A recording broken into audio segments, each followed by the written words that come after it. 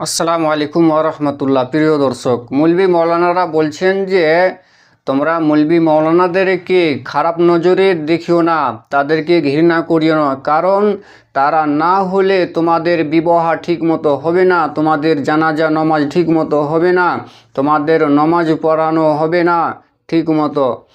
তো আমি বলছি, এত সম্মানীয় জিনিস, এত নামি দামি জিনিস মৌলভী মৌলানা, কিন্তু এদেরকে দেখে ময়া লাগছে যে আল্লাহ তুমি এদেরকে হেদায়েত দান করো।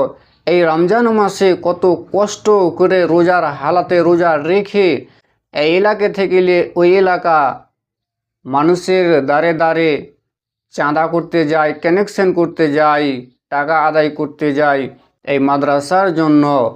তো আমি ওই সব আলেমদেরকে বলবো, আমি অন্তর থেকে মৌলভী মৌলানাদেরকে ভালোবাসি।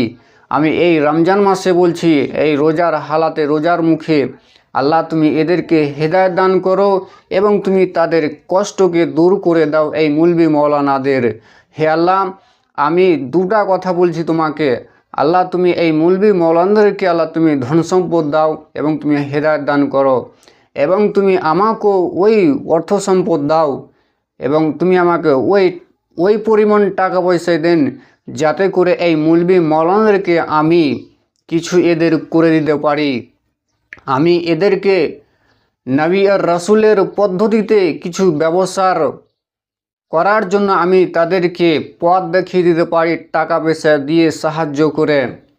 এবং তুমি আমাকে এমনভাবে ধন সম্পদ দাও, আমি এদেরকে বলবো যে মৌলভী মৌলানাদেরকে যে আপনারা মাদ্রাসা মসজিদ আপনারা ডিউটি করার টাইমে ডিউটি করেন, একটা ইনকামের পিছনে থাকবেন না, দ্বিতীয় ইনকামের পথ আপনারা ধরুন। আমি আপনাদেরকে বলছি, আমিও যদি সাহায্য না করতে পারি তো আপনারা আমার কথাটা শুনেন, আপনাদেরকে আমি একটা করে গাভী দিব, আর ওই গাভী থেকে দুধ বিক্রি করে তাদের পরিবার খুব সুন্দর চলবে, আর কাউরের কাছে তাদেরকে হাত পাতা লাগবে না। এবং তার সাথে সাথে আমি এদেরকে বলছি যে 4টা 5টা করে ছাগল দেব এবং তার সাথে সাথে 50টি করে বতক দিব, 50টি মুরগি দিব, 50টি কবিতর বা কোতর দিব। এই জিনিসগুলো যদি আপনারা পালেন পুষেন, তাহলে আপনাদেরকে আর কাউরি দ্বারে দ্বারে মাদ্রাসার নাম দিয়ে মানুষের কাছে অপমান লাঞ্ছিত হতে যেতে হবে না। আমি তোমাদের ইজ্জত সম্মানকে রক্ষা করব। আপনারা আমার জন্য দোয়া করবেন, আমি ইনশাআল্লাহ আমি আপনাদের সেবা করব।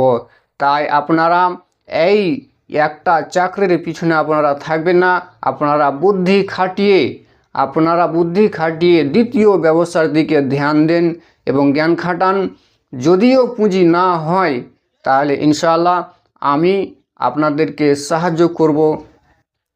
আসসালামু আলাইকুম ওয়া রাহমাতুল্লাহ।